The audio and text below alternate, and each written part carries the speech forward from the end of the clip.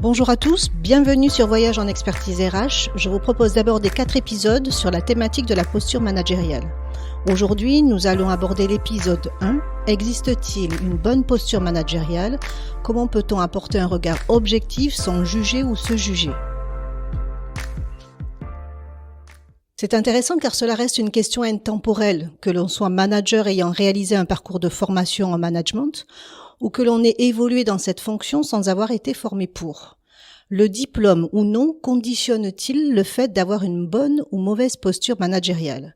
Vous l'avez compris, la question ne se pose pas de manière binaire, car la réalité est tout autre bien sûr. Comme d'ailleurs les formulations toutes faites qui étiquettent les profils de managers, directifs, délégatifs, persuasifs, participatifs.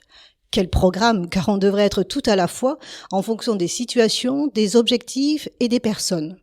Et c'est là que les enjeux personnels se greffent dans nos esprits. Dans les formations, forcément, on vous explique que vous devez faire évoluer votre posture avec ces 4 dimensions pour être un bon manager. Et c'est vrai, mais comment faire cet exercice sans se juger au final, alors que l'on aimerait atteindre l'idéal et que la réalité n'est pas tout à fait sur le même plan?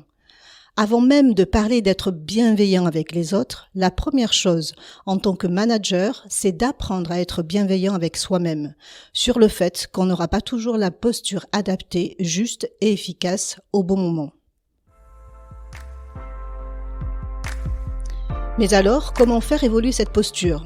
C'est ce que nous allons aborder ensemble dans le prochain épisode Voyage en expertise RH.